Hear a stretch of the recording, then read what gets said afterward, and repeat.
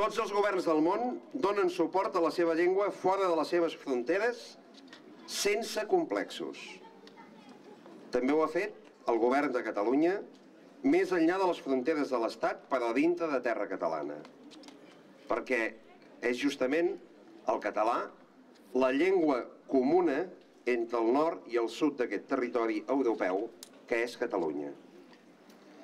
Els catalanoparlants som gent plurilingüe. Tots parlem com a mínim dues llengües, el català i una altra, el francès al nord, l'espanyol al sud.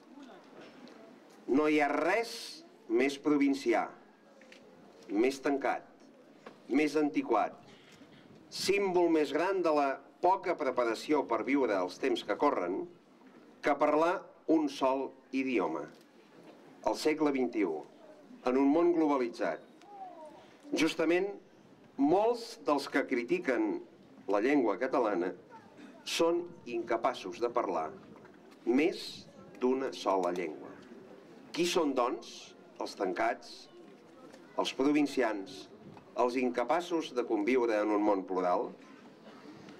La llengua catalana és una llengua important, no perquè sigui la nostra. És una llengua important d'Europa i del món. Ocupa el lloc número 88 entre les prop de 7.000 llengües parlades en tot el món. Hi ha 9.100.000 ciutadans europeus que parlen català i 11 milions que l'entenen. Més, molt més, doncs, que 8 idiomes que són oficials a la Unió Europea. La llengua catalana és la sola llengua que té un domini propi a internet, .cat. 7 milions de pàgines web en llengua catalana. 10.000 títols en català que apareixen al mercat del llibre cada any. 163 universitats arreu del món que ensenyen català. Molt més que la meitat d'idiomes que avui tenen estatus de plena oficialitat a la Unió Europea. I la nostra literatura té un nivell internacional destacat. Tan destacat que tots sabem que si encara no hi ha un Premi Nobel de Literatura en català, no és pas per motius literaris, sinó per motius polítics. Perquè no tenim allò que tenen les altres literatures que sí que han tingut un Premi Nobel. L'èxit de la Fira del Llibre a Frankfurt ens ho demostra, com ho demostra també els passos positius que s'estan fent perquè no només el govern de Catalunya, sinó el conjunt de governs i administracions de tots els territoris de llengua catalana s'expressin a l'exterior a través d'un únic organisme com és l'Institut Ramon Llull.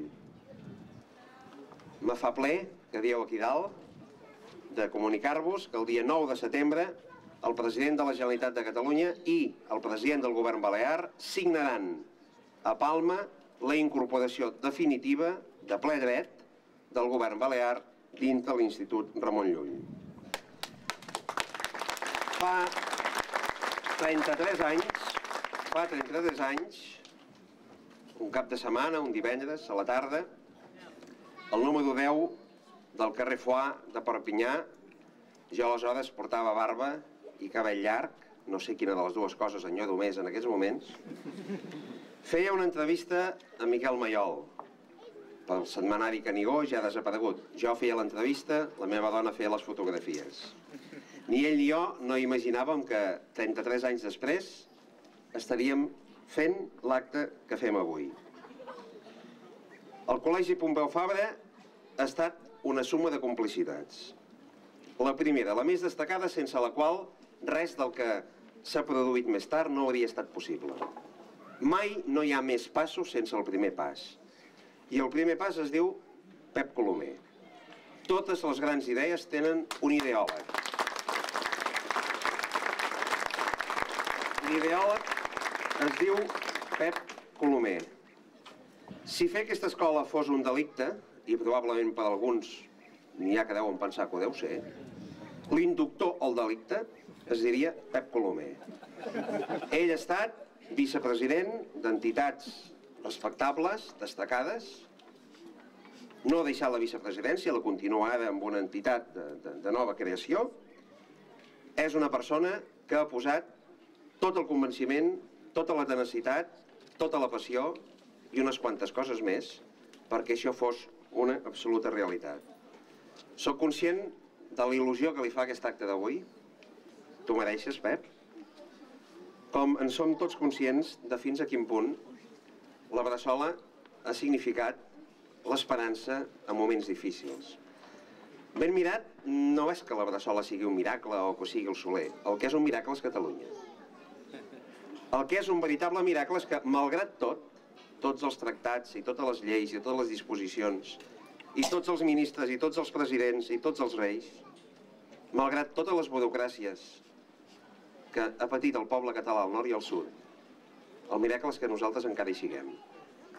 I aquesta conjunció és la conjunció que ha permès un bon col·lectiu d'ensenyants a la Bressola per fer una docència de qualitat que prepari els alumnes per conviure en una societat democràtica, però també per accedir en condicions al mercat de treball, amb una visió crítica de les coses, amb una opinió pròpia sobre el món i sobre la vida.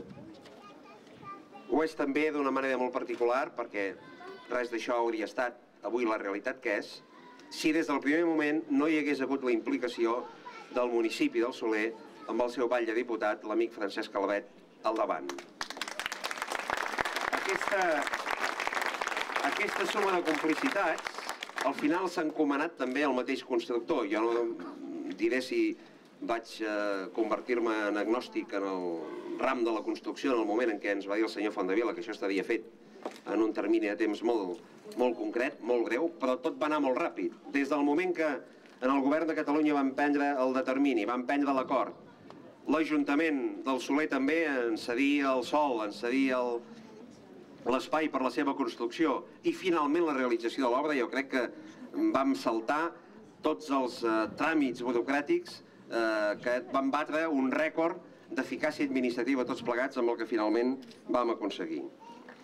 Aquest ha estat, doncs, un esforç conjunt, l'aportació de l'experiència, de la bona experiència de la Bressola, de la magnífica predisposició de l'Ajuntament i del seu batlle i del conjunt de l'equip municipal, del Consell Municipal del Soler, la participació del Govern de la Generalitat, des del Departament de la Vicepresidència i des del Departament de Cultura, i també, d'una manera evidentment molt particular, ja n'he assenyalat la paternitat, la tenacitat, la passió i, deixeu-m'ho dir clar, el patriotisme d'en Pep Colomer.